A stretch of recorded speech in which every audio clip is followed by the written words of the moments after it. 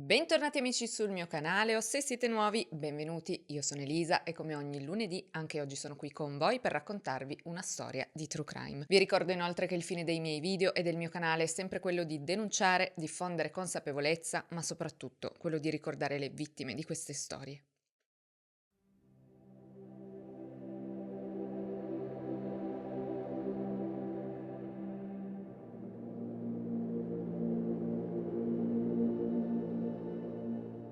Cosa succede quando un eroe cade?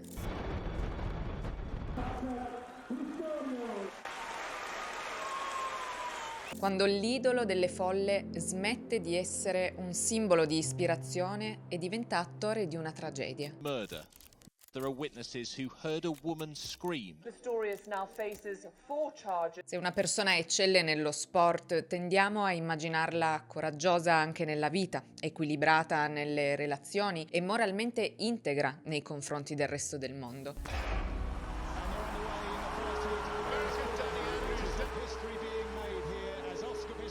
La sua prestazione si fonde con la sua identità, complice quello che in psicologia è noto come effetto alone. Una singola caratteristica positiva finisce per contaminare il nostro giudizio su tutto il resto e l'immagine pubblica si trasforma in una lente attraverso la quale noi interpretiamo ogni comportamento, anche quelli che non hanno nulla a che vedere con le gare. Oscar Pistorius has been arrested for allegedly shooting and killing his Currently be girlfriend. tested for able steroids. to name the woman who was shot dead at the home of Oscar Pistorius. We're hearing that there had been perhaps other incidents. Ma quando un idolo sbaglia, le reazioni si polarizzano. C'è chi lo difende a spada tratta, chi lo attacca senza esclusione di colpi, chi resta bloccato tra incredulità e delusione. He didn't do it on purpose, he said so. No, he's somebody that we used to love so much, and we as a country are kind of disappointed. An intruder or a burglar is absolute rot. It wasn't on purpose. It wasn't an accident, it was premeditated. In realtà, ognuno sta facendo i conti con qualcosa di più profondo. La caduta di un'immagine che sembrava solida, di un qualcosa di bello in cui riconoscersi. La collettività quindi è chiamata a fare qualcosa di estremamente faticoso, mettere in discussione una certezza e accettare che la realtà sia più complessa di quanto pensiamo. We can confirm that there was a shooting incident this morning at the home of the well-known Paralympic athlete Oscar Pistorius. Come nel caso di oggi. Oggi amici vi parlo della controversa vicenda di Oscar Pistorius e Reeva Steenkamp.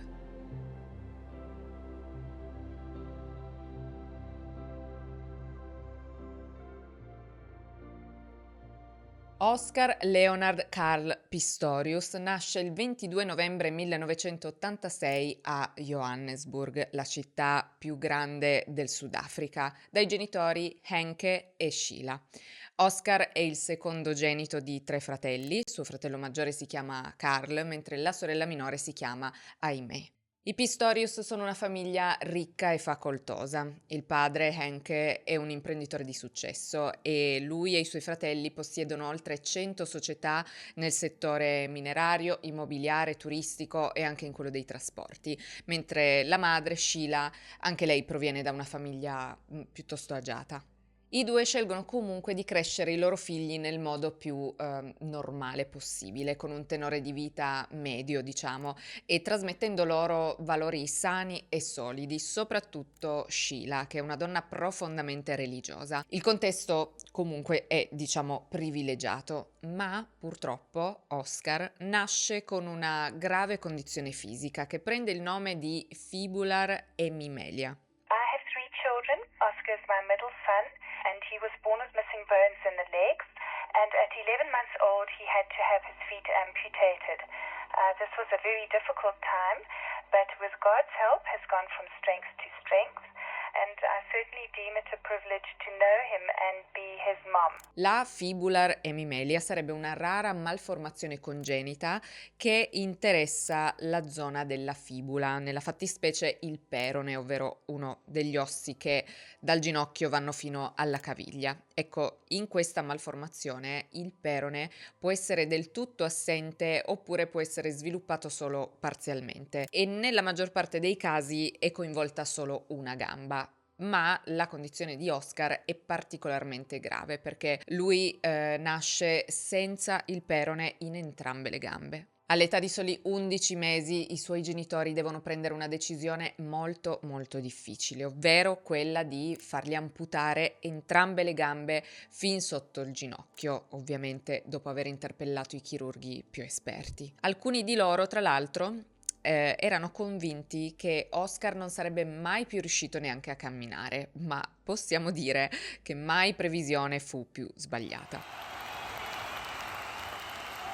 Comunque i genitori appunto prendono la dolorosa decisione di procedere con l'amputazione e dopo circa 6 mesi a Oscar vengono applicate delle protesi che gli permettono di muoversi autonomamente. Nonostante la sua disabilità, Oscar è un bimbo sereno che vive la sua condizione con naturalezza e questo anche grazie ai suoi familiari che si impegnano nell'essere il più spensierati possibile, nell'affrontare ogni difficoltà senza mettergli ansia addosso, ma soprattutto senza trattarlo come un bambino speciale, quindi senza tentare di proteggerlo eccessivamente. Cioè, se Oscar vuole scivolare nel fango, lo lasciano fare, se vuole arrampicarsi sugli alberi, idem, gli lasciano fare tutto ciò che fanno gli altri bambini e anzi lo spingono a provare molto sport fin da piccolo. Pratica infatti il cricket, la lotta e anche la box. My mother said to us in the morning, Cole, who's my brother, she said, Cole, you put on your shoes, and Oscar, you put on your prosthetic legs, and that's the last I want to hear about it. So I grew up not really thinking I had a disability. I grew up thinking I had different shoes. Ma le difficoltà legate alla sua condizione non sono l'unica sfida nella vita del piccolo Oscar. Innanzitutto i suoi genitori divorziano quando lui ha solo 6 anni e questo lo segna profondamente, anche perché il padre dopo il divorzio se ne andrà di casa e il rapporto dei figli con lui si raffredderà parecchio perché Henke è un uomo d'affari e inizia a viaggiare sempre più spesso per lavoro e a vedere i suoi figli sempre meno. Da fuori però in pochi se ne accorgono perché comunque Oscar è uno dal carattere forte, con un fare che può quasi sembrare spavaldo, però come conferma suo fratello Carl, la separazione in realtà è stata un duro colpo sia per lui che per i suoi fratelli, ma soprattutto per la loro madre Sheila. Sheila dopo il divorzio si fa carico della crescita e dell'educazione dei 3 figli e alle superiori Oscar viene ammesso ad una prestigiosa scuola superiore per soli ragazzi, la Pretoria Boys High School, nota proprio per le sue attività sportive. Qui infatti Oscar inizia a praticare e a sperimentare molti altri sport, tra cui soprattutto il tennis e il rugby. Ma nel 2002 succede qualcos'altro che segna per sempre la vita di Oscar. Sua madre, che nel frattempo si era risposata con un altro uomo di nome David, perde la vita all'età di soli 42 anni a causa di una brutta malattia. Da quello che ho letto le hanno diagnosticato l'epatite, ma poi le hanno somministrato una terapia errata che le ha provocato un'emorragia cerebrale che l'ha portata poi appunto alla morte. Prima di morire però Sheila consegna ad Oscar una lettera piena di amore e di frasi motivazionali scritta nel corso degli anni, nella quale fondamentalmente gli dice che nella vita bisogna tentare, che è meglio tentare e fallire che non tentare proprio. E scrive proprio queste parole precisamente. Il vero perdente non è mai la persona che taglia il traguardo per ultima. Il vero perdente è chi resta a bordo campo, chi non prova nemmeno a mettersi in gioco. E questa è una frase che Oscar porterà con sé per il resto della sua vita. Oscar, come normale che sia, è devastato per questa perdita. Ha poco più di 16 anni quando succede e sua madre gli manca molto, ma non riesce ad esprimerlo, perché lui a questo punto è così.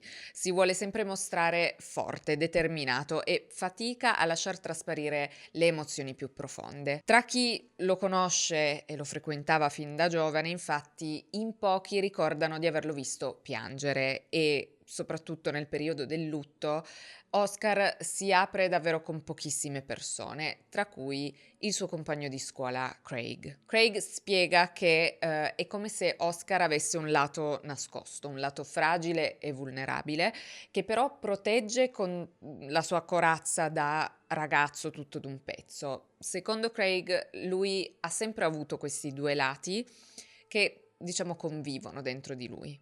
Quindi Oscar soffre, ma si fa forza e si concentra su quello che l'ha sempre salvato, lo sport. Si lancia a capofitto in tutte le attività sportive che può praticare a scuola e lo fa senza nessuna paura, ma soprattutto senza chiedere trattamenti di favore per via delle sue protesi.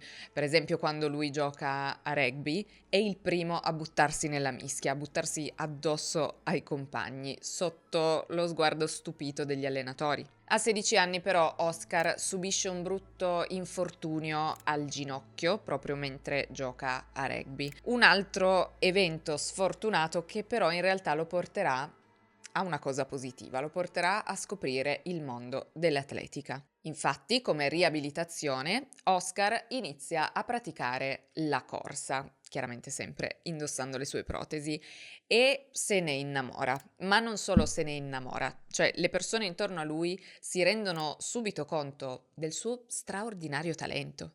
Così, insieme al suo allenatore del liceo, inizia a praticare questa attività con l'idea di perseguire una carriera da professionista. E i primi risultati non tardano ad arrivare. Nel gennaio del 2004 partecipa alla sua prima gara sui 100 metri e 8 mesi dopo vince, all'età di soli 17 anni, la medaglia d'oro nei 200 metri alle Paralimpiadi di Atene.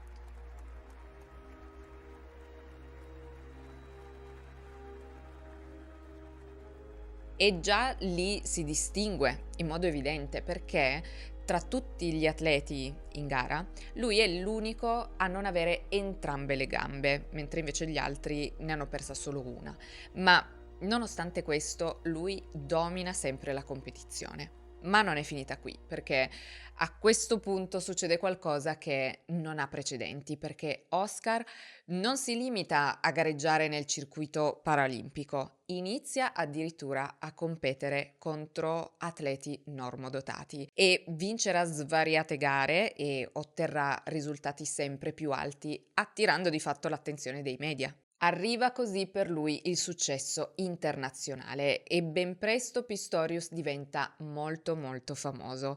I fan e i giornalisti gli danno anche un soprannome, lo chiamano Blade Runner, che è un po' un gioco di parole tra il film Blade Runner e il fatto che le protesi con cui corre in inglese si chiamano proprio blades, tipo lame. E tutti a questo punto amano Oscar Pistorius e la sua reputazione è molto molto positiva, ma le polemiche non tardano ad arrivare. Tra il 2007 e il 2008 la International Association of Athletics Federations, la Federazione degli Atleti Internazionali, che ad oggi si chiama semplicemente World Athletics, lo bandisce dalle competizioni, sostenendo che le sue gambe artificiali gli conferiscano un vantaggio sugli atleti normodotati. Been told he will not be able to compete. E per Pistorius questa notizia è una brutta botta perché lui contava di partecipare alle Olimpiadi di Beijing del 2008 e sarebbe stato, pensate, il primo atleta con disabilità a partecipare alle Olimpiadi tradizionali. Oltretutto lui non è d'accordo con questa decisione, anzi, da atleta con disabilità è follia, se ci pensate, sentirsi dire questa cosa, cioè sentirsi dire che sarebbe addirittura in vantaggio rispetto agli altri. La decisione però sarebbe basata su una serie di motivazioni tecniche, scientifiche e regolamentari. Secondo la federazione, infatti, le protesi in fibra di carbonio che lui usa per correre sarebbero in grado di immagazzinare e restituire energia elastica in modo più efficiente delle gambe umane, riducendo la dispersione energetica ad ogni passo e quindi rendendo la corsa complessivamente più performante. La federazione si attacca ad una norma introdotta nel 2007 che vieta l'utilizzo di qualsiasi dispositivo tecnico in grado di fornire un vantaggio meccanico rispetto alle capacità naturali del corpo umano. Quindi le protesi di Pistorius vengono considerate una forma di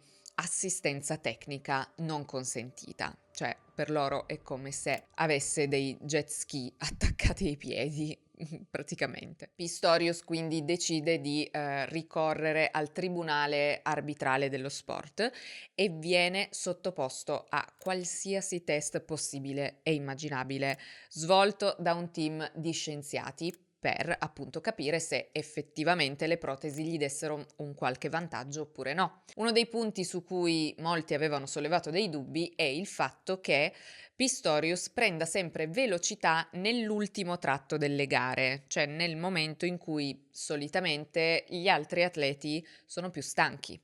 In quel momento lui invece sembra avere più energia e infatti corre più veloce. Cioè si pensava che in qualche modo le protesi gli dessero più energia nell'ultima metà della gara, anche se non so bene in che modo, ma con questi test riescono a dimostrare che non è così. Un altro punto è il fatto che Pistorius sembra usare meno ossigeno nella corsa rispetto ad altri individui e dai test risulta che effettivamente è così, ma ci sono individui che ne utilizzano ancora meno e comunque anche questo non ha nulla a che vedere con le protesi. L'ultimo punto invece sarebbe se Pistorius riceva più energia dal movimento della protesi, cioè dal molleggiamento della protesi durante la corsa rispetto a quanta ne riceva un individuo dal movimento della gamba. E in questo test viene fuori che effettivamente Pistorius ha un circa 10% di vantaggio, una percentuale comunque molto bassa che alla fine io dico siamo tutti diversi ed è normale che in ogni sport ci sia, che ne so, nel basket il giocatore avvantaggiato dalla sua altezza, quello un po' più svantaggiato che dovrà compensare in un altro modo e non lo so, nella corsa penso ci sia quello con le gambe più lunghe che quindi è avvantaggiato su quello con le gambe più corte. Insomma, dopo tutti questi test, infatti nel 2008 gli danno ragione e viene stabilito che non esistono prove scientifiche sufficienti per dimostrare un effettivo vantaggio derivante dall'uso delle protesi. Di conseguenza Pistorius viene riammesso alle competizioni con atleti normodotati e dopo 6 medaglie d'oro ai Giochi Paralimpici Pistorius prosegue con determinazione il suo percorso e si qualifica per i Giochi Olimpici di Londra del 2012.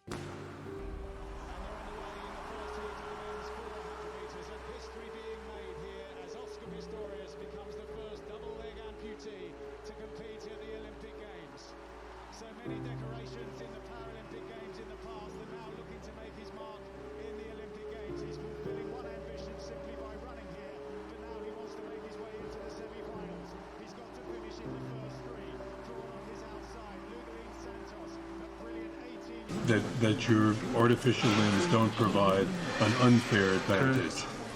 And you're convinced of that. If I wasn't convinced, I wouldn't be running. Come vi dicevo prima, questo traguardo è enorme e non ha precedenti. Oscar Pistorius diventa il primo atleta con entrambe le gambe amputate a partecipare alle Olimpiadi tradizionali. Ma le cose non vanno esattamente come spera, perché non conquista nessuna medaglia. Però il risultato è comunque importante, perché arriva in semifinale nei 400 metri e arriva in finale nella staffetta 4x400. Nello stesso anno, nel novembre del 2012, Pistorius incontra una donna, una bellissima donna che fa la modella e si chiama Reeva Steenkamp. Parliamo di lei.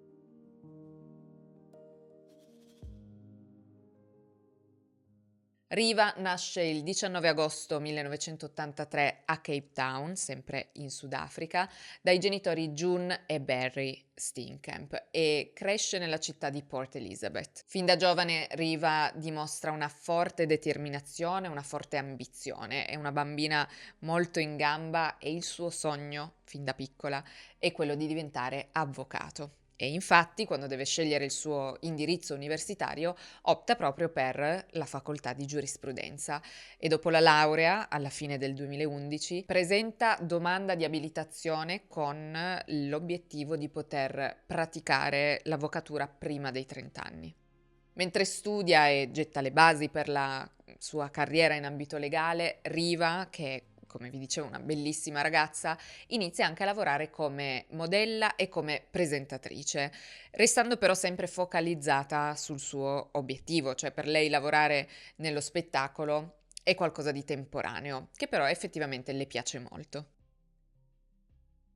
Ma Riva non è bella solo esteriormente, lo è anche interiormente. Chiunque la conosca la descrive come una persona dal cuore e dall'animo gentile, molto attenta al benessere altrui, tanto che tutti i suoi amici la definiscono proprio una giver, una che dà senza riserve, senza pretendere nulla in cambio.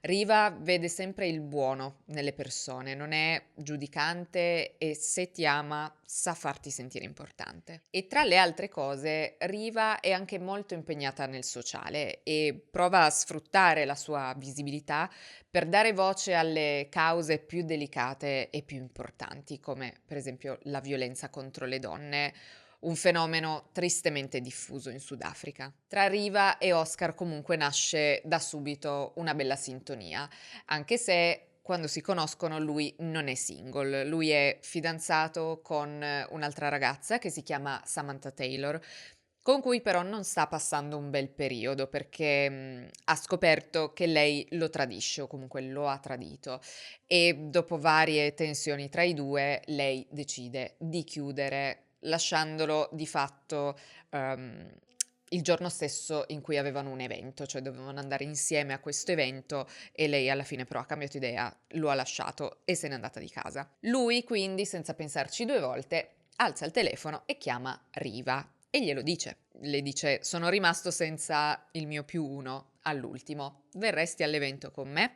E lei accetta. Ben presto tra Pistorius e Riva nasce una relazione e i due sono stupendi insieme, sono entrambi giovani, belli, famosi, sembrano anche sinceramente molto innamorati. Arriviamo così al febbraio del 2013. Il 13 febbraio Riva pubblica un tweet su Twitter a sostegno della campagna Black Friday, che non è il Black Friday degli sconti di fine novembre, bensì un'iniziativa per invitare i sudafricani a vestirsi di nero in memoria delle donne violentate o uccise dagli ex partner o dai partner stessi. Ed è impossibile non notare la tragica ironia della sorte, considerando quello che da qui a poche ore succederà proprio a Riva. Più tardi, sempre su Twitter, Riva chiede ai suoi follower quali siano i loro piani per San Valentino, che è proprio il giorno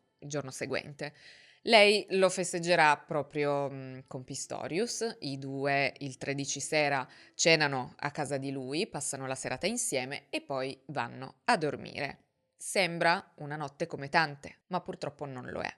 Quella che vi racconterò ora, ovviamente, è la versione raccontata da Oscar Pistorius. Purtroppo non abbiamo modo di sapere con certezza assoluta quello che è successo quella notte, ma ne discuteremo ampiamente dopo.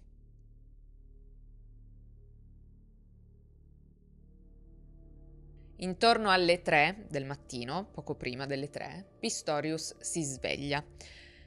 La camera da letto è completamente buia, perché lui riesce a dormire solamente se c'è un buio totale. Fa molto molto caldo, quindi lui si alza e prende i 2 ventilatori che ha lì sul balcone, comunque di fianco al letto, e ne piazza uno da una parte del letto e l'altro più grande da un'altra parte, sempre nella camera da letto. Mentre fa questo, sente un rumore. il rumore inconfondibile della finestra del suo bagno che si apre, perché la finestra del suo bagno, aprendosi, fa un rumore piuttosto particolare, un rumore riconoscibile.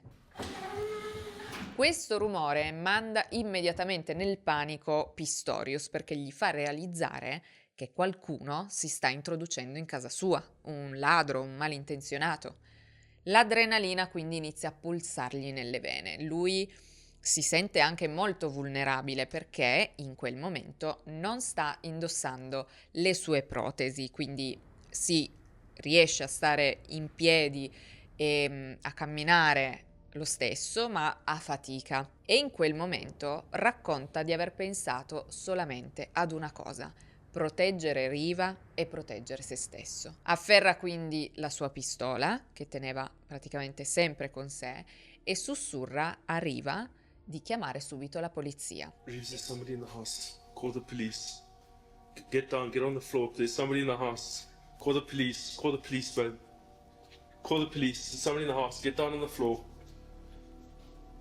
E poi, sempre nel buio più completo e con la pistola spiegata, si dirige lentamente verso il bagno e inizia ad urlare, dicendo a chiunque ci sia là dentro di uscire da casa sua. Una volta davanti al bagno si accorge che la porta è chiusa a chiave dall'interno. Questo bagno è particolare nel senso che c'è il bagno e poi c'è il gabinetto che è in una stanzetta separata, cioè c'è una porta in cui dentro c'è solo il gabinetto, quindi lui nota che la porta appunto del gabinetto è chiusa a chiave dall'interno e in quel momento sente un rumore provenire proprio da lì dentro, dalla stanzetta del water, al che, senza pensarci due volte, apre il fuoco attraverso la porta e spara 4 colpi. Poi, sempre con l'arma puntata, inizia a indietreggiare, sempre senza protesi, fino alla camera da letto, continuando a dire a Riva di chiamare la polizia. Ma Riva non gli risponde, nessuno gli risponde. E quando accende la luce si rende conto che Riva nel letto non c'è. Pistorius velocemente si infila le protesi, corre di nuovo nel bagno con una mazza da cricket e sfonda la porta appunto del water che era chiusa a chiave, quella attraverso cui lui ha sparato. E lì dentro, rivolta sulla tazza del water e cosparsa di sangue, c'è proprio Riva che è stata colpita dai proiettili sparati da Pistorius. Pistorius quindi chiama la polizia, arrivano i paramedici che fanno di tutto per salvare Riva, ma senza successo, anche perché uno dei proiettili l'ha colpita proprio alla testa, quindi non c'è speranza per lei, che quella notte muore tragicamente all'età di 29 anni. Please, Lord, please, Lord. Please help! Please help! Help! Oscar in tutto ciò è sotto shock, continua ad urlare, a piangere disperato e a ripetere di averle sparato lui, ma di averlo fatto perché pensava che fosse un intruso, pensava che fosse un ladro e che sia scosso non c'è dubbio, cioè chiunque lo abbia visto quella notte riporta la stessa cosa, lui è estremamente scosso, trema violentemente, piange istericamente e si sente male ogni volta che guarda il corpo senza vita di Riva. L'autopsia, condotta dal professor Gert Seyman, andrà ad evidenziare ferite gravissime, così gravi e invalidanti da renderle a Riva praticamente impossibile l'emettere delle urla dopo gli spari, cioè nel momento in cui le ha sparato lei è morta di lì a poco, ma aveva perso qualsiasi abilità di parlare o urlare. Nel dettaglio Riva è stata colpita alla coscia destra, alla mano, al braccio sinistro e appunto alla testa, riportando forti emorragie, danni cerebrali e una frattura letale alla base del cranio. A woman has been found dead at the home of Paralympic star Oscar Pistorius. On ENCA at this hour, we are now able to name the woman who was shot dead at the home of Oscar Pistorius. Police say they have heard reports of an argument. Sono le prime ore del mattino del 14 febbraio 2013, quando la storia inizia a circolare immediatamente sui media nazionali e internazionali. Il campione Oscar Pistorius ha sparato e ucciso la sua fidanzata. La notizia diventa in pochissimo tempo virale online e sul web si scatena il putiferio, e pensate che la famiglia di Riva scopre della sua morte tramite i media, cioè lo scoprono guardando il telegiornale. Tutto il mondo dello sport, ma non solo, è sotto shock. In primis ovviamente il Sudafrica è sotto shock, perché lì Pistorius non è solamente uno sportivo, ma un vero e proprio eroe nazionale, una figura che incarnava speranza, orgoglio, senso di riscatto collettivo in un paese che era ancora segnato da molte ferite, un paese che fino ai primi anni 90 ha vissuto sotto il regime dell'apartheid, un sistema che separava legalmente bianchi e neri, negando i diritti fondamentali a milioni di persone e che ha diviso la popolazione per decenni, lasciando ovviamente cicatrici sociali ed economiche ancora visibili. In quel contesto Pistorius rappresentava l'idea che fosse possibile superare i limiti, rialzarsi, riscrivere la propria storia. La sua storia personale ha da sempre ispirato milioni di persone e Oscar è a questo punto forse nel periodo più florido della sua carriera sportiva, cioè stiamo parlando di una figura veramente influente ma soprattutto veramente amata.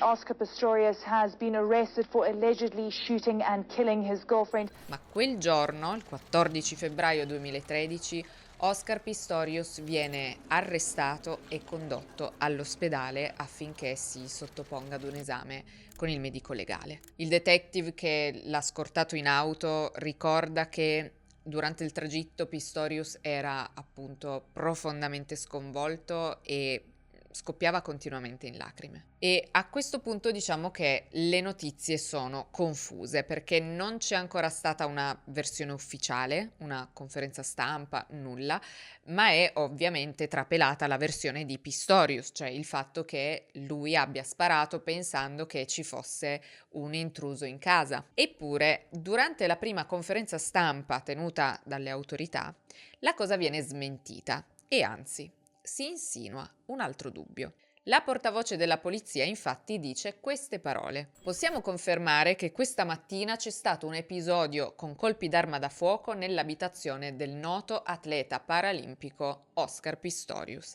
Ma poi dice: la polizia sudafricana è rimasta molto sorpresa questa mattina nel sentire alla radio le notizie secondo cui la persona deceduta sarebbe stata scambiata per un ladro. Siamo rimasti molto sorpresi. Queste affermazioni non provengono da noi. E non si sa perché dica queste cose, perché di fatto quella è la versione di Pistorius, quella che verrà anche poi portata in tribunale, quindi non so perché lei la tratti come se fosse una totale fake news, ma soprattutto dice questo. Ok, posso confermare questo.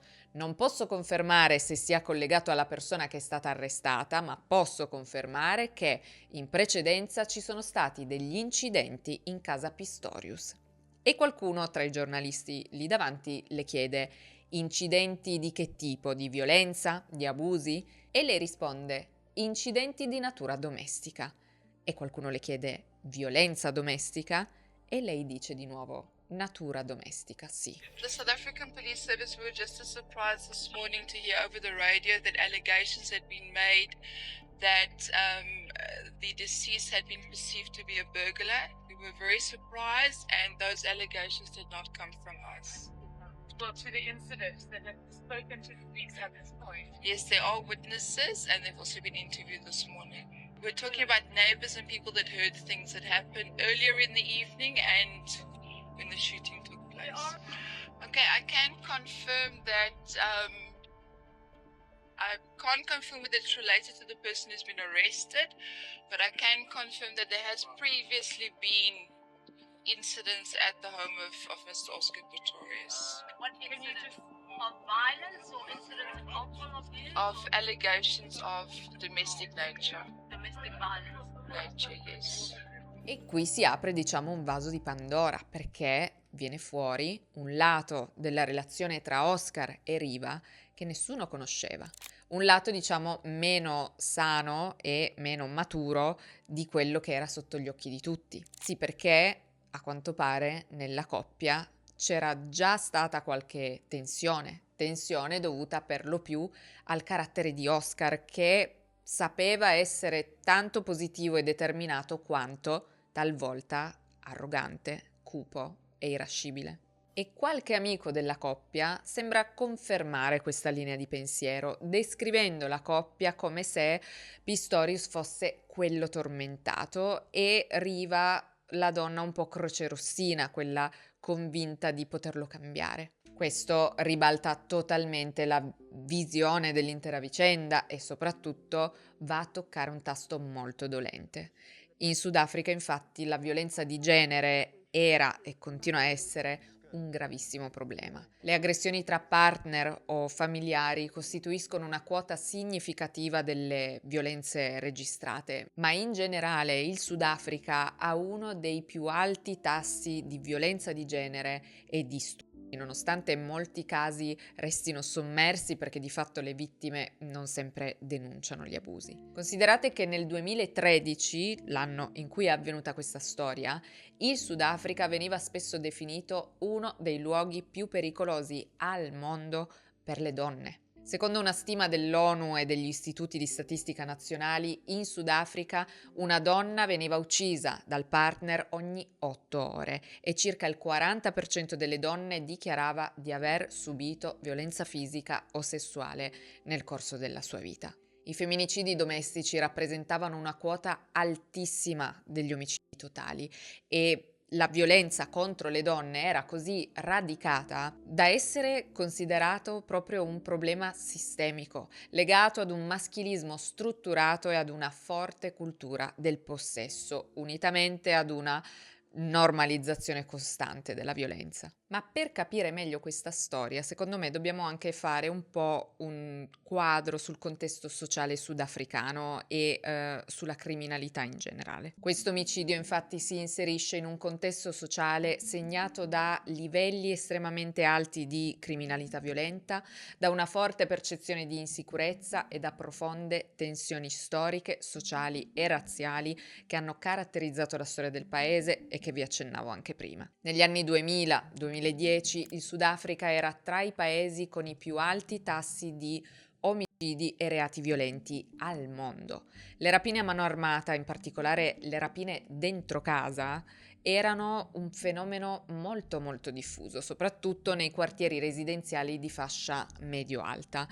Queste rapine erano tipicamente caratterizzate da un'irruzione notturna, quindi qualcuno ti entrava in casa di notte, sequestri temporanei dei residenti e una violenza deliberata con aggressioni fisiche molto gravi che non di rado sfociavano in torture o omicidi. Questa situazione aveva creato un clima di terrore quotidiano, soprattutto tra i ceti più alti, che si trinceravano in vere e proprie fortezze, in quegli enormi complessi residenziali con la sicurezza all'ingresso, non so se avete presente, come quello tra l'altro in cui viveva proprio Pistorius. E anche avere armi in casa a scopo di autodifesa era una cosa diffusa e normalizzata, e la paura dell'irruzione notturna era una cosa reale, era una cosa concreta e socialmente condivisa, soprattutto tra i bianchi. Il tema della violenza contro i bianchi, specie nelle aree rurali e nelle periferie urbane, era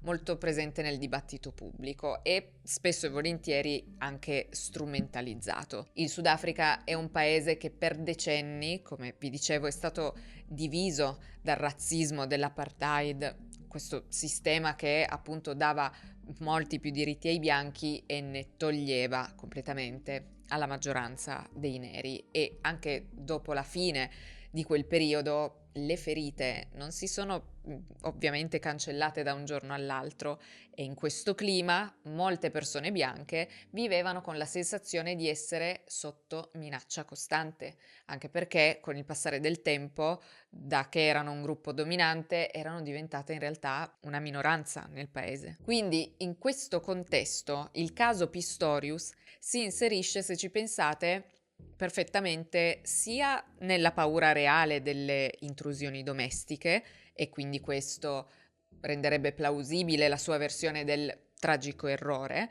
sia però nel quadro della violenza maschile contro le donne, che appunto in Sudafrica era una vera e propria emergenza sociale. Così per l'opinione pubblica si vanno a delineare due versioni completamente discordanti che caratterizzeranno anche poi il processo. C'è chi crede che Oscar abbia sparato accidentalmente, vittima lui stesso della situazione e della paura, e chi sostiene che si tratti di un femminicidio calcolato e intenzionale. Il paese, ma anche il mondo, è letteralmente spaccato in due. Tra gli innocentisti c'è ovviamente la famiglia di Pistorius, che è tutta convinta della sua innocenza e rilascia numerose dichiarazioni pubbliche in sua difesa.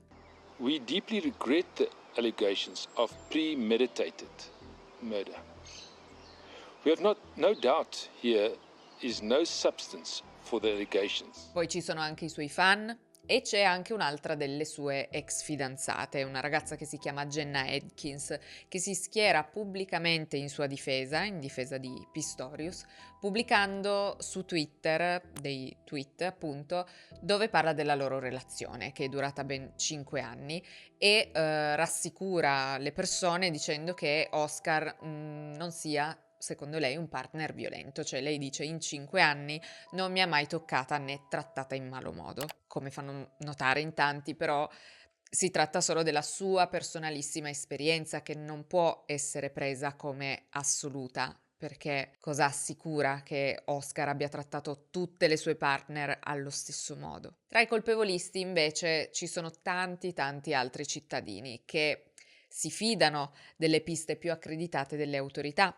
perché sembra che anche la polizia sia abbastanza convinta, almeno in questa fase, che non si sia trattato di un incidente. Le indagini comunque proseguono e si aggiunge un altro elemento che crea dei dubbi, perché durante una perquisizione nella casa di Pistorius vengono rinvenute delle sostanze, cioè vengono rinvenute numerose confezioni di sostanze dopanti, e le autorità a questo punto formulano una teoria che diventerà popolare sui giornali, quella secondo cui Oscar avrebbe ucciso volontariamente Riva per via della cosiddetta roid rage. Un'espressione che indica episodi di rabbia, aggressività estrema o comportamenti violenti causati proprio dagli steroidi anabolizzanti. Non so se vi ricordate il caso di Chris Benoit, quel wrestler che ha tolto la vita alla moglie e al figlio.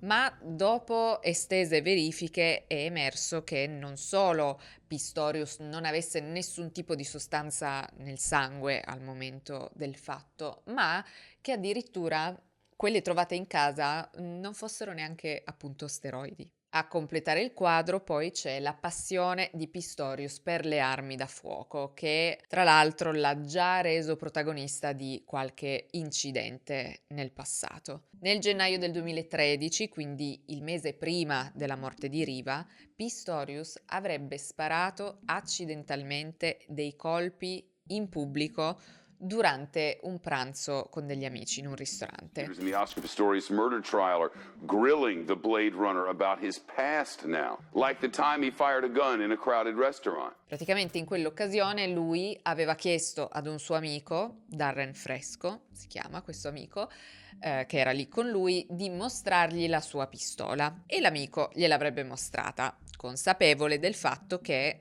Pistorius avesse una passione per le armi. E poi, come vi ho detto, in Sudafrica è una cosa molto normalizzata quella di avere con sé delle armi, forse ancora più che negli Stati Uniti. Comunque a quel punto Pistorius aveva scaricato il caricatore e aveva premuto il grilletto, così, per fare il cretino.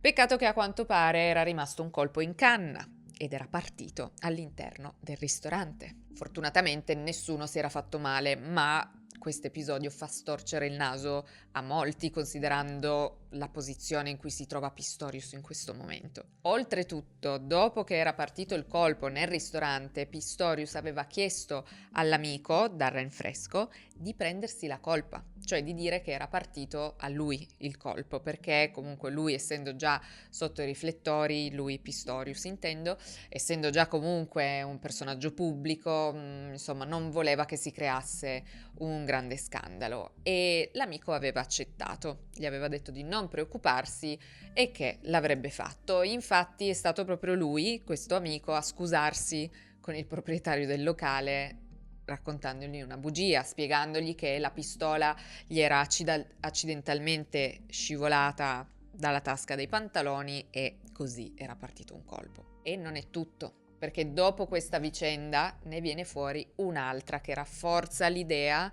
di quanto Pistorius fosse comunque un tipo impulsivo quando si trattava di armi. Questo episodio emerge da un racconto della ex fidanzata Samantha Taylor, che riferisce alle autorità che durante un viaggio in macchina Pistorius avrebbe sparato un colpo attraverso il tettuccio apribile della vettura su cui era, dopo essersi infuriato perché un agente di polizia aveva toccato la sua arma. E questa cosa è avvenuta sempre alla presenza del suo amico Darren Fresco, quello del ristorante, che da quello che racconta la ex fidanzata si sarebbe messo a ridere.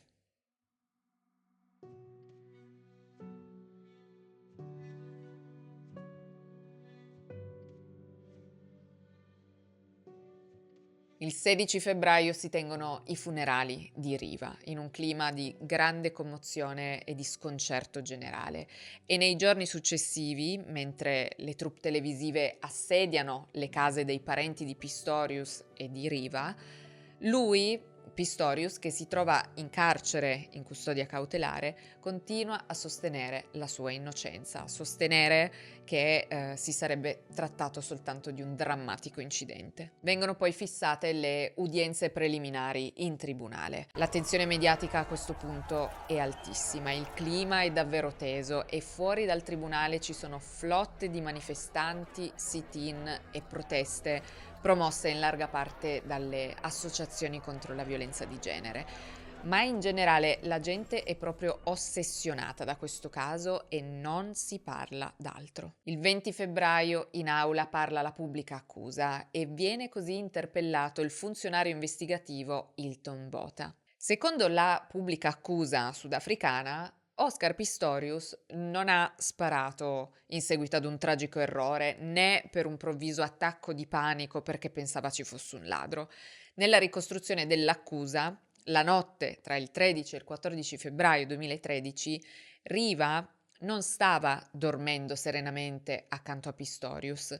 Secondo l'accusa, lei era sveglia e si muoveva per casa perché, secondo loro, tra i due ci sarebbe stato un litigio. Cioè, secondo loro, prima che lui sparasse, loro due stavano litigando. Riva, sempre secondo questa ricostruzione, si sarebbe rifugiata nel bagno, chiudendo la porta a chiave dall'interno per sottrarsi a quella discussione, a quel litigio e per proteggersi dall'aggressività di Pistorius. Questa dinamica spiegherebbe perché Pistorius ha sparato ad altezza uomo contro una porta chiusa dall'interno senza segni di effrazione, quindi non in presenza di una minaccia immediata. Ma quando Hilton Botha è chiamato a presentare le prove, qualcosa inizia a scricchiolare.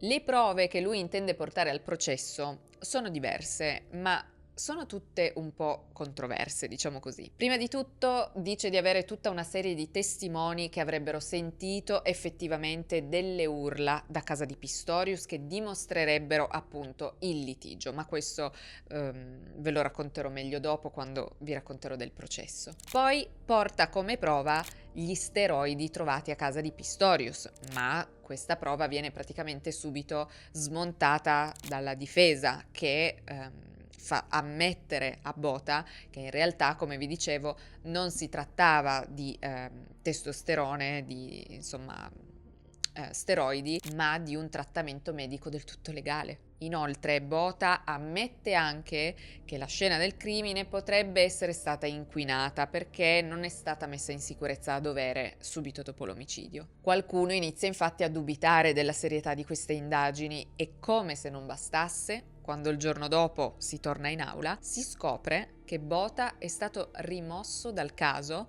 perché, a quanto pare, a suo carico ci sono ben 7 accuse di omicidio colposo per aver sparato all'autista di un minibus nel 2011. A quanto pare, evidentemente, nessuno aveva verificato i suoi precedenti prima d'ora e, vabbè, mi sembra una cosa assurda, ma questo è successo.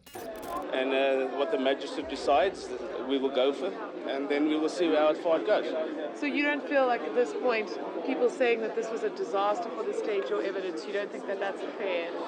No, I don't think so.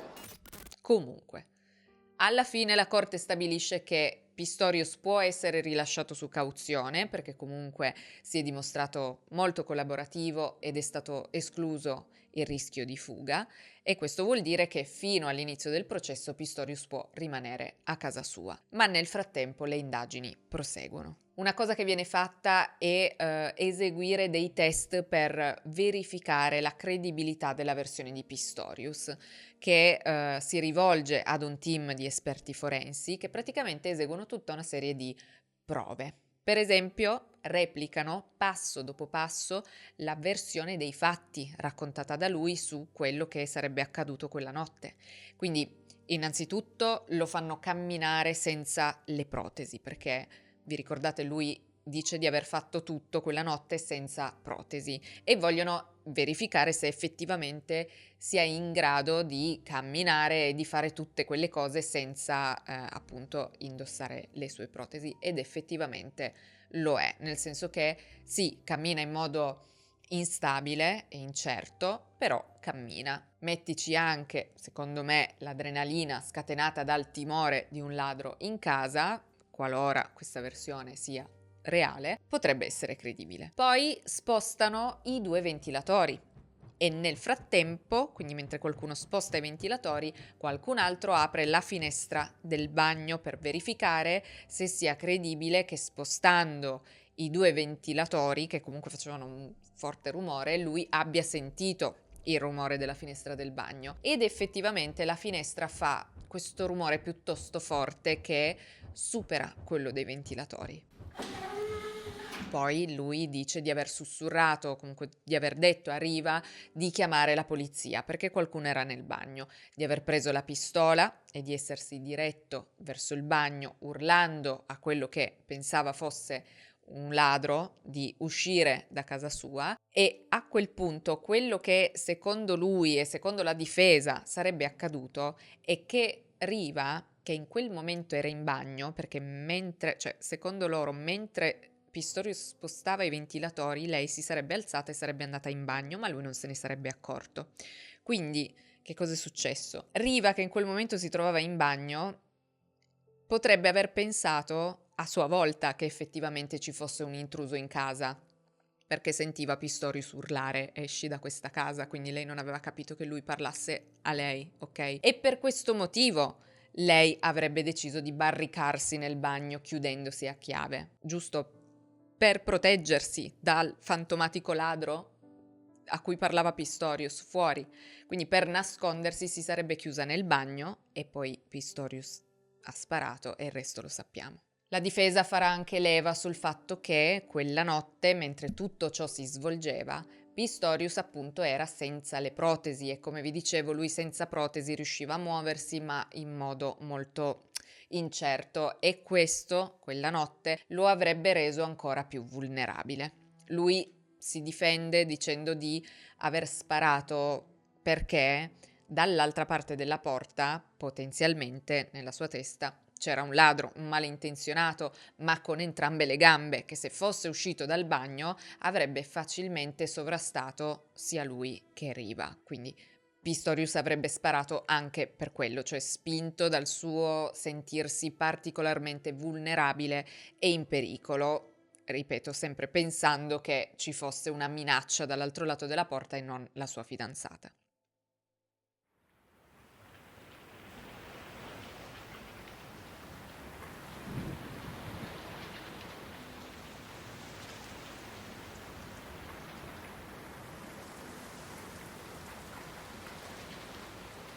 Il processo inizia il 3 marzo del 2014 e si trasforma in un evento mediatico di portata straordinaria, della durata di quasi 50 giorni.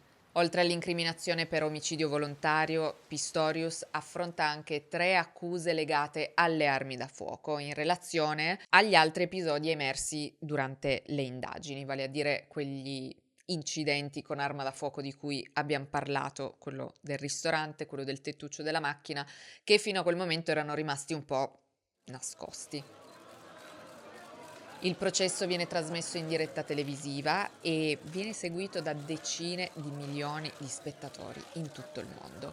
Pensate che in Sudafrica, durante le udienze più importanti, gli uffici e i luoghi di lavoro si svuotano e tutti i programmi televisivi che parlano di altro perdono ascolti e questa vicenda domina le prime pagine dei giornali per mesi e mesi. Il processo si concentra su 2 punti cruciali: valutare l'intenzione, cioè se Pistorius volesse realmente uccidere Riva o se abbia agito in difesa sua e della fidanzata, e valutare la premeditazione, cioè capire se l'omicidio sia stato pianificato o appunto frutto del panico. La Corte è chiamata a valutare anche la credibilità dei testimoni, perché, come vi accennavo prima, quella notte ci sono stati vari testimoni, i vicini di casa di Pistorius. Ora vi parlo di queste testimonianze. Una delle testimonianze principali arriva da Michelle Burger, una docente universitaria che all'epoca viveva nel complesso residenziale vicino a quello di Pistorius, a circa 177 metri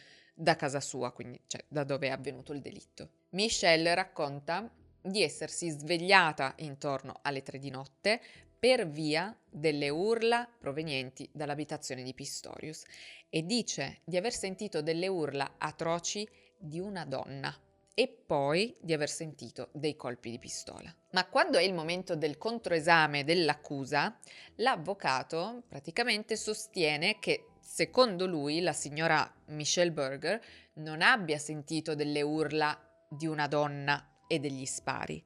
Lei deve aver sentito le urla di Pistorius, che in preda al panico poteva sembrare una donna, perché le sue urla erano acute, e quelli che lei ha descritto come spari in realtà altro non erano che i colpi che lui ha dato alla porta con la mazza da cricket. Vi ricordate, lui dopo aver sparato ha sfondato la porta del bagno con una mazza da cricket. E in quei test che hanno fatto tantissimi test nel corso del processo, sono riusciti a dimostrare che effettivamente la mazza da cricket sulla porta produceva un suono praticamente identico a quello degli spari, anche se la testimone insiste dicendo di essere sicura al 100% di aver sentito le urla di una donna e poi di aver sentito degli spari. Poi chiamano a testimoniare Joan Stipp, un altro vicino di casa di Pistorius che abita a circa 70 metri da casa sua. Stipp racconta che quella notte è stato svegliato da dei colpi di pistola seguiti da delle urla, le urla di una donna. Poi dice di aver sentito di nuovo degli spari e a quel punto ha sentito di nuovo delle urla, ma questa volta le urla di un uomo che chiedeva aiuto. Anche qua però l'avvocato della difesa, l'avvocato di Pistorius, al controesame incalza il testimone dicendo che le voci dovevano per forza di cose appartenere entrambe sempre a Pistorius, e questo per un motivo semplice. Se vi ricordate, secondo il medico legale, Riva sarebbe morta quasi immediatamente e le lesioni erano così gravi che a suo parere nel breve tempo in cui è rimasta in vita non avrebbe potuto emettere alcun suono, alcun urlo. Di conseguenza la difesa ribadisce che secondo loro le urla sono sempre e solo state di Pistorius, solo che le prime urla erano più acute delle seconde e anche la seconda serie di spari di cui ha parlato il testimone, di nuovo non erano spari, ma il rumore della mazza da cricket che lui ha usato per spaccare la porta, perché lui prima ha sparato e poi ha spaccato la porta con la mazza da cricket. Pistorius in tutto questo segue gran parte della testimonianza con le mani sul volto, piangendo costantemente e visibilmente turbato e nauseato. Tra l'altro lui anche in aula dà di stomaco ogni volta che vengono mostrate le foto di Riva senza vita di quella notte. Ovviamente l'accusa riprende anche tutte le vicende legate agli incidenti con le pistole che Pistorius ha avuto, quindi lui che spara dentro al ristorante o al tettuccio della macchina, dipingendolo come un soggetto comunque impulsivo e imprudente con le armi da fuoco. Poi, sempre l'accusa, porta come prova alcuni messaggi tra Pistorius e Riva che dimostrerebbero che i due avevano comunque una relazione non proprio serena come volevano far credere. In questi messaggi Riva diceva a Oscar di sentirsi presa di mira da parte sua in modo eccessivo, di impegnarsi per renderlo felice, ma di ricevere in cambio reazioni immature e scatti d'ira, e ammetteva anche di avere talvolta paura delle sue esplosioni improvvise e di come lui potesse reagire. Vi leggo le sue parole. Sono 2 giorni che sono ferita per colpa tua. Sono andata via presto dalla festa di Darren, così turbata, e quel giorno non posso riaverlo indietro. A volte ho paura di te, di come mi rispondi bruscamente e di come potresti reagire nei miei confronti. Mi sgridi e mi dici che i miei accenti e le mie vocine sono fastidiosi. Ti accarezzo il collo per farti capire che ci tengo a te e mi dici di smettere. Smetti di masticare la gomma, fai questo, non fare quello. Non posso essere attaccata dagli altri per il fatto di stare con te e allo stesso tempo essere attaccata anche da te, l'unica persona da cui dovrei sentirmi protetta. E su questo la difesa argomenta dicendo che sì, sicuramente c'erano alti e bassi, come in ogni coppia, ma sottolinea che il 90% dei messaggi tra i due erano comunque amorevoli e quindi secondo loro questo non dimostrerebbe nulla. Poi Pistorius viene fatto salire sul banco dei testimoni e l'accusa gli fa una domanda particolare. Gli chiede che cos'è uno zombie stopper e Pistorius gli dice boh, non lo so, ma l'avvocato insiste, glielo chiede ancora e infine gli dice: quindi se ti facessi vedere un video in cui tu sei con una persona che dice zombie stopper, saresti sorpreso? Pistorius gli chiede di far vedere insomma questo video, dice di non ricordare e di non sapere cosa sia questo zombie stopper e l'avvocato lo fa, trasmette il video sugli schermi dell'aula e anche sullo schermo che è subito accanto al viso di Pistorius, che però non è ripreso dalle telecamere, quindi noi riusciamo a sentirlo, ma non possiamo vedere la sua faccia. I have no idea what a zombie stopper is. Have you never been in the presence of any person using the word zombie stopper? Not that I can recall, my lady. Have you ever seen a video of yourself in the presence of people referring to a zombie stopper? I've never seen a video as far as I can remember, my lady. If there was such a video, would you be surprised? I wouldn't be surprised. I'm saying I can't remember. If you can show me a video like that and I'm in the presence of that person, then I can agree with that. Gladly. Can we show the video, please? Nel video ci sono Pistorius con dei suoi amici che sparano a delle angurie che esplodono e ad un certo punto si sente qualcuno ridendo dire: It's a lot softer than brain, but fuck, it's like a zombie stopper. Fuck, it's like a zombie stopper. Can you now recall what happened there, Mr. Pistorius? E Pistorius dice: sì, mi ricordo del video, ma non ricordavo il termine zombie stopper. E l'avvocato risponde questo: però quello che possiamo vedere è l'effetto che il proiettile ha avuto sull'anguria. È esplosa. Lo sai che la stessa cosa è successa alla testa di Riva? Guarda, e gli fa improvvisamente apparire sullo schermo la foto della testa esplosa di Riva. Pistorius risponde che quella notte era lì, ma l'avvocato lo incalza e gli dice: guarda, lo so che non vuoi guardare perché non vuoi prenderti le tue responsabilità, ma devi guardare. My lady, I was there that night. That's it. Have a look there, mister. I know you don't want to because you don't want to take responsibility, but it's time that you look at it. My lady, I've taken responsibility, but I will not look at a picture where I'm tormented by what I saw and felt that night. Pistorius è talmente scosso da quelle immagini che inizia a piangere e a dire che lui le ha viste sul momento, quelle immagini, e lo tormentano ogni notte, perché quella notte, quando ha preso Riva tra le sue braccia, le sue dita hanno toccato la sua testa. Ma l'avvocato continua a dirgli che è esplosa esattamente come l'anguria, che le è successa la stessa cosa dell'anguria. Persino il giudice ha dovuto dire all'avvocato che tutto questo è inappropriato e persino costretta la giudice a chiudere prima l'udienza, perché Pistorius continua a piangere disperatamente e non è più in condizioni di parlare. Uno dei momenti più intensi è sicuramente quello della testimonianza di Pistorius, nel senso che gli viene chiesto di raccontare la sua versione dei fatti davanti a tutti. Lui, quando sale sul banco dei testimoni, esordisce scusandosi con la famiglia di Riva, la famiglia Steenkamp, che ovviamente è lì in aula davanti a lui, racconta loro la sua sofferenza psicologica, la sua depressione e i suoi incubi, e dichiara che non c'è un momento in cui non pensi a loro e non preghi a loro. My lady, if I may just please start off with my evidence by tendering an apology. To apologize to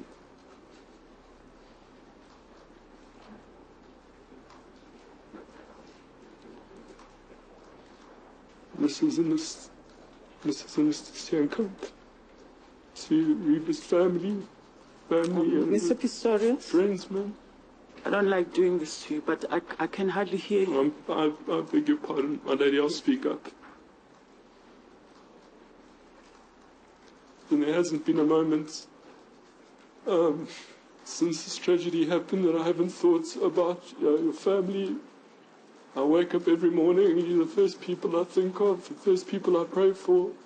I can't imagine the pain and the sorrow and the emptiness that I've caused you and your family.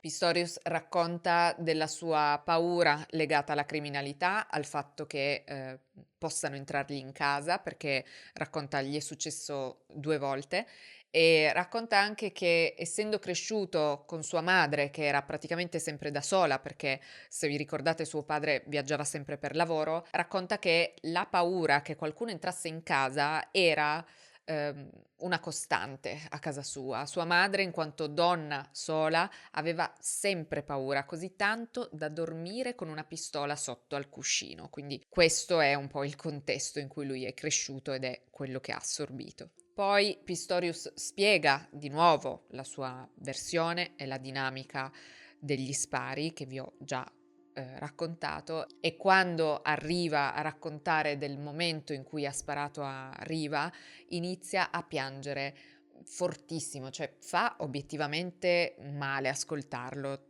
Persino la giudice anche in questo caso è visibilmente turbata, infatti esce dall'aula velocemente e anche questa volta conclude l'udienza prima.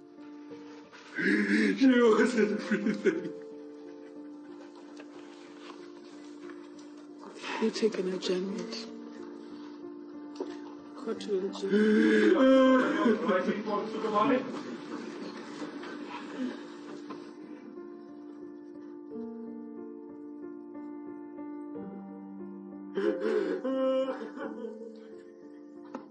Poi l'accusa fa una domanda molto precisa a Pistorius, che lo manda nel pallone perché palesemente non era preparato. Gli chiede se quella notte lui intendesse uccidere, cioè non se intendesse uccidere Riva, ma se intendesse uccidere la persona dall'altro lato della porta, quindi il presunto ladro. Lui ha sparato intenzionalmente, e qui Pistorius va nel pallone perché chiaramente sa che se dovesse rispondere di sì verrebbe incriminato per omicidio volontario, e quindi diciamo che si impappina e mente, perché dice che è stato un incidente, che lui non intendeva sparare, ma insomma che ha agito senza pensare, è stato un incidente, lui non voleva premere il grilletto. Ma questo va in contrasto con quello che aveva sempre detto, ovvero lui ha sparato consapevolmente per difendersi perché pensava ci fosse un intruso e voleva difendere se stesso e Riva.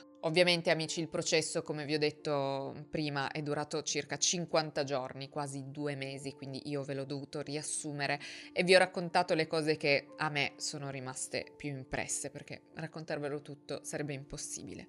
Comunque il 12 settembre del 2014 la giudice Masipa assolve Pistorius dell'accusa di omicidio volontario, ma lo dichiara colpevole di omicidio colposo, quindi secondo lei non ha previsto le conseguenze letali delle sue azioni e non aveva l'intenzione di uccidere, ma ha agito con grave negligenza. The accused is found not guilty and is discharged.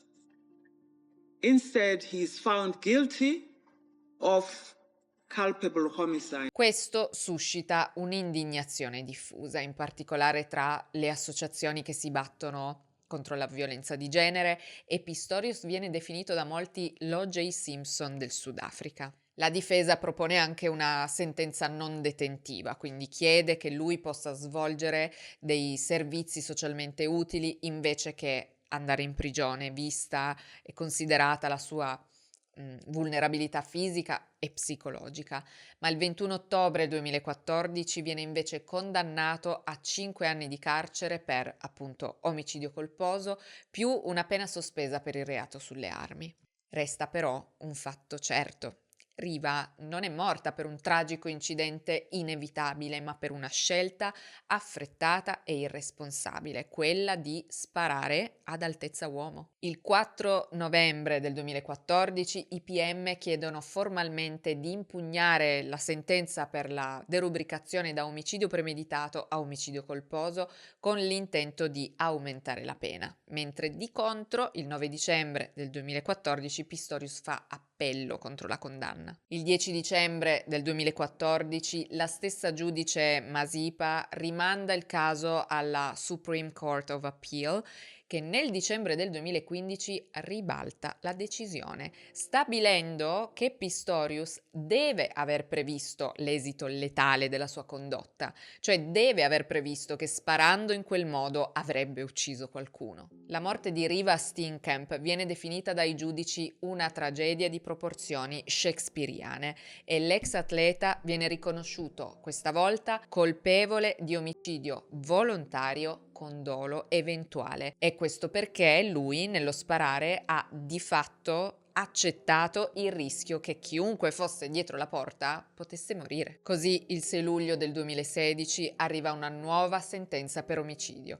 Il tribunale condanna Pistorius a 6 anni di reclusione per poi estenderla a 13 anni e 5 mesi dopo ulteriori revisioni. Appears to have been that in the circumstances that prevailed, the accused may well have fired without thinking of the consequences of his actions. In my view, this cannot be accepted. As a matter of common sense, at the time the fatal shots were fired, the possibility of the death of the person behind the door was clearly an obvious result. And in firing not 1, but 4 shots, such a result became even more likely. But that is exactly what the accused did. And the identity of his victim is irrelevant to his guilt. The accused's conviction and sentence on count 1 are set aside and replaced with the following: guilty of murder, with the accused having had criminal intent in the form of dolus eventualis.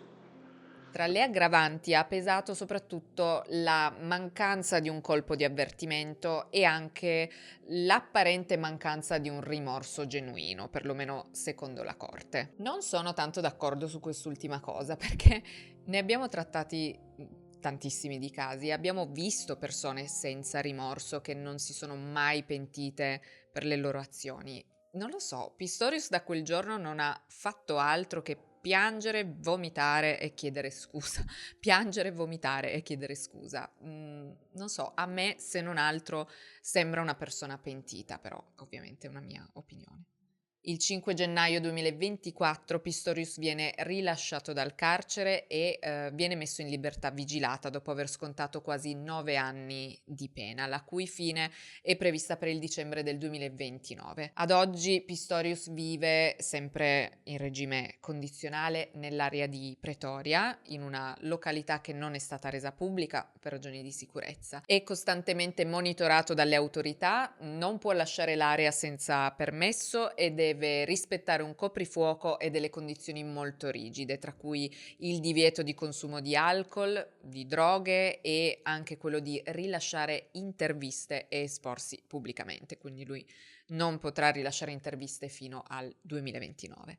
Inoltre è obbligato a seguire dei programmi di riabilitazione, percorsi legati alla gestione della rabbia e di sensibilizzazione alla violenza di genere. Con il benestare del suo ufficiale di sorveglianza, Pistorius è di recente tornato a praticare sport, mantenendo però un profilo basso, e secondo il Mirror del giugno 2025 avrebbe partecipato a una competizione di triathlon. Pare anche che Pistorius abbia instaurato una nuova relazione sentimentale con una donna di nome Rita Grayling, un'amica di lunga data, che, sono sicura che anche voi lo noterete guardando la sua foto, ma assomiglia in modo quasi inquietante a Riva, così tanto che è la stessa madre di Riva a pensarlo. A più di 10 anni dalla morte di Riva, comunque la sua famiglia continua a vivere una ferita che non si è mai rimarginata. June, sua madre, ha più volte raccontato che per lei la perdita di una figlia equivale a una condanna all'ergastolo. Il dolore non diminuisce con il tempo, ma cambia forma, diventando una presenza costante. Nel 2014 ha scritto un libro dal titolo Riva, A Mother's Story, nel quale lei sostiene che Riva non avesse mai avuto rapporti sessuali con Pistorius perché non era sicura di voler portare la relazione al livello successivo per via di incompatibilità caratteriali, e soprattutto rivela di essere certa che Riva quella tragica notte volesse lasciare Pistorius, che comunque June descrive come un uomo collerico e subdolo, nonché armato fino ai denti e con il grilletto facile. Negli ultimi anni la salute di June si è aggravata anche a causa di un ictus che ha limitato le sue capacità di comunicare, le sue capacità fisiche, rendendo il peso del lutto ancora più difficile da sostenere.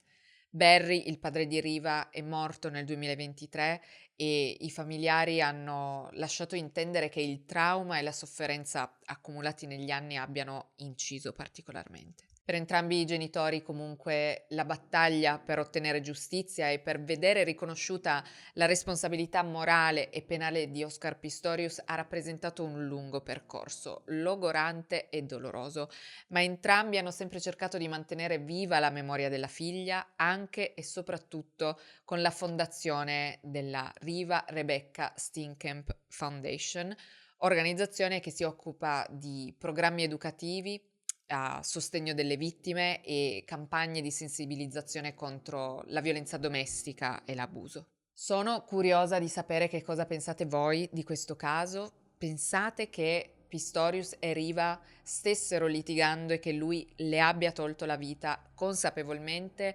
oppure credete al fatto che si sia trattato di un errore e che lui pensasse davvero ci fosse un intruso in casa? Personalmente io, vedendo le reazioni e lo stato d'animo di Pistorius, devo dire che ho abbastanza creduto a questa versione, cioè comunque la sua versione dei fatti è stata dichiarata credibile da entrambi i giudici e non lo so, se penso a me, se fossi io ad aver fatto una cosa del genere, cioè togliere la vita ad una persona che amo per errore, quello sarebbe il modo in cui io reagirei, piangerei, vomiterei, chiederei scusa per il resto dei miei giorni.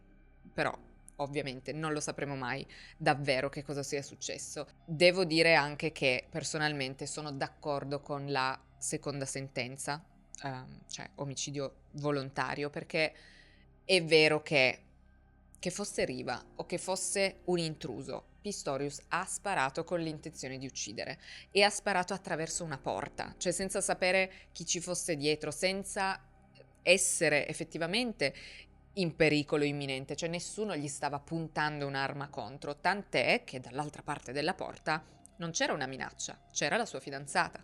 Quindi anche ammesso che lui fosse davvero convinto che ci fosse un intruso, resta il fatto che non puoi sparare in quel modo senza nemmeno vedere a chi stai sparando, e perché rischi di togliere la vita a una persona innocente. Comunque fatemi sapere voi che cosa pensate, fatemi sapere se conoscevate già questo caso, lasciatemi come sempre un commento, ma non dimenticate di essere gentili con me e con gli altri. E detto questo, io vi ringrazio per aver passato il vostro tempo con me anche oggi e ci rivediamo al prossimo video. Ciao!